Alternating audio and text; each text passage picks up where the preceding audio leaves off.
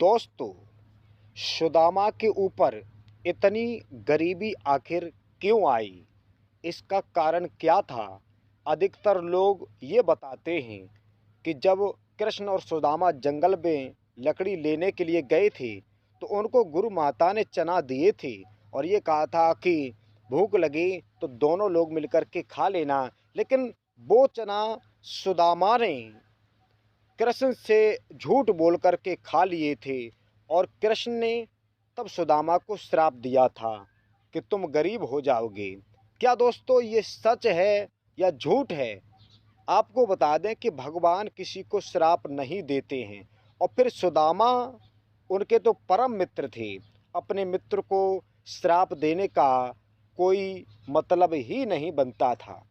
दोस्तों, आखिर सुदामा के ऊपर इतनी गरीबी थी, शायद किसी इतिहास को आप उठा करके देखें तो ऐसा प्रमाण आपको कहीं नहीं मिलेगा कि सुदामा जैसी गरीबी और किसी के ऊपर आई हो। तो दोस्तों, दीन सुदामा के ऊपर ये गरीबी क्यों आई थी? तो आज की वीडियो में हम आपको एक रहस्य के बारे में बताएंगे और उसी रहस्य के कारण सुदामा इतने गरीब हो गई थी। दोस्तों, तो इस वीडियो को आप पूरा ज़रूर देखें, क्योंकि इस वीडियो को आप पूरा नहीं देखेंगे तो आपकी समझ में नहीं आएगा कि वो क्या रहस्य था और किस कारण से सुदामा इतने गरीब हो गई थी। तो चलिए दोस्तों, उस रहस्य को जानने के लिए आप इस वीडियो के अंत तक बने रहें और वीडियो को अभी लाइक कर दें। यदि चैनल पर आप पहली बार जुड़े हैं तो आप चैनल को भी सब्सक्राइब करके बेल आइकन प्रेस कर दें, क्योंकि दोस्तों हमारे चैनल के माध्यम से नई से नई ज्ञानात्मक वीडियो का नोटिफिकेशन आपके पास सबसे पहले पहुंचता रहेगा। दोस्तों, बात ये आती है कि दीन सुदामा कि आखिर उनके ऊपर इतनी गरीबी क्यों आई। दोस्तों, जैसा कि आपने भागवत महापुराण को पढ़ा होगा, सुदामा और कृष्ण गुरु सांदीपन के यहाँ शिक्षा ग्रहण करने के लिए जाते थे। और दोस्तों, उसी आश्रम के पास एक ब्राह्मणी रहती थी। वो बहुत गरीब थी, भिक्षा मांग करके अपना गुजारा करती थी। श्रोताओं, एक दिन नहीं बल्कि 2 दिन नहीं बल्कि एक समय ऐसा आया, उसे 6 दिन हो गई लेकिन उसको किसी ने भिक्षा नहीं दिया। 6 दिन तक भूखी रही और 6 दिन के बाद 7वें दिन उसको किसी ने थोड़े से चना दे दिए। दोस्तों, अब वो चना लेकर के वो ब्राह्मणी यानी महिला अपने घर गई। उसने सोचा आज इस चना को नहीं खाएंगे, कल इन चना को पीस करके सबसे पहले ठाकुर जी का भोग लगाएंगे, उसके बाद में अपना भोजन प्राप्त करेंगे। लेकिन दोस्तों क्या हुआ, उसी समय अर्धरात्रि के समय वो चोर जो थे, 2 चोर उन चना को लेकर के भाग गए। चोर जब भाग गए और भाग करके वो गुरु सांदीपन के आश्रम में रुक जाते हैं और इधर जब सुबह हुआ तो उन चोरों ने ये सोचा कि अगर यहाँ से भागेंगे चना लेकर के तो गुरु सांदीपन नाराज हो जाएंगे, अगर वो हमें देखते हैं कि यहाँ से क्या लेकर के जा रहा है।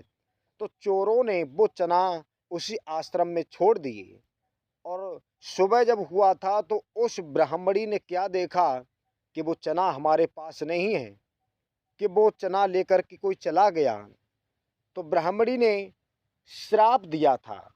दोस्तों, ये श्राप दिया कि जो व्यक्ति उन चनों को खाएगा तो वो जीवन भर गरीब रहेगा, गरीब हो जाएगा। श्रोताओं, ये श्राप उसने दिया था। अब ये चना गुरु सांदीपन के यहाँ आश्रम में रह गए, चोर तो छोड़ करके चले गए। एक बार दोस्तों ऐसा हुआ था कि गुरु सांदीपन के आश्रम पर ईंधन खर्च हो गया था और ईंधन को मंगवाने के लिए गुरु माता ने कृष्ण और सुदामा को अपने पास बुलाया। बंधुओं और ये कहा कि आश्रम पर ईंधन नहीं है, आप दोनों लोग चले जाओ और किसी जंगल से लकड़ी लेकर के आओ। और जब गुरु माता की आज्ञा सुनी तो प्रभु श्री कृष्ण चले और चलते समय गुरु माता ने ये सोचा पता नहीं कितने टाइम वापस लौट करके आए और अगर इनको भूख लगेगी तो ये बेचारे कहाँ जाएंगे। तो दोस्तों वही चना गुरु माता ने सुदामा को दिए थे। दोस्तों सुदामा एक जाति के ब्राह्मण थे और बड़े ही विद्वान थे।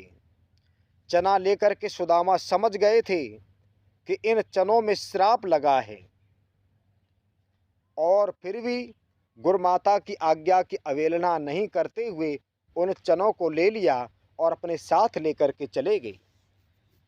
श्रोताओ जब जंगल में पहुंचे तो श्री कृष्ण पेड़ पर चढ़ गए और लकड़ी डालने लगे। सुदामा बीनते रहे, इकट्ठी करते रहे और जब समय व्यतीत हो गया, ज़्यादा अधिक हो गया, तो बारिश का समय आया, बादल छाए, पानी बरसने लगा। तो सुदामा को भूख लगी तो सुदामा ने सोचा अगर ये कृष्ण को चना खिलाते हैं तो कृष्ण के ऊपर गरीबी आ जाएगी। तो इसलिए कृष्ण ये तो भगवान का अवतार हैं, अगर इनके ऊपर गरीबी आ गई तो इनकी गरीबी को कोई दूर नहीं कर पाएगा। इसलिए सुदामा ने वह चना स्वयं खाए और कृष्ण से झूठ बोल दिया, क्योंकि सुदामा जानते थे कि अगर हमारे ऊपर गरीबी आ जाएगी तो ये तो नारायण का अवतार हैं, ये कृष्ण हमारी गरीबी को दूर तो कर देगा लेकिन हमारी इतनी सामर्थ्य नहीं है, इतनी शक्ति नहीं है जो मैं कृष्ण की गरीबी को दूर कर पाऊँ। इसलिए सुदामा कृष्ण से झूठ बोले थे।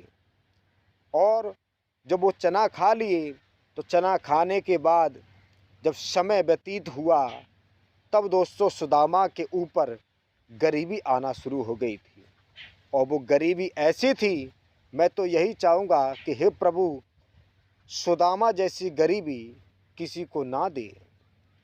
बेचारे 3-3 दिन हो जाते थे, भोजन प्राप्त नहीं होता था, भिक्षा मांगते थे, कोई उनको भिक्षा नहीं देता था। तो दोस्तों आज की वीडियो में केवल आप लोग इतना ही जानेंगे कि सुदामा के ऊपर आखिर गरीबी क्यों आई थी।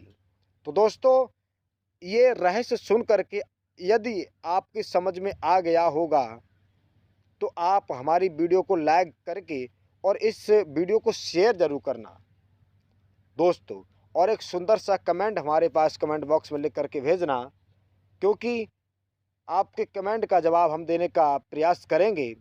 तो चलिए दोस्तों अब हम आपसे लेते हैं विदा। बोलो जय श्री कृष्ण।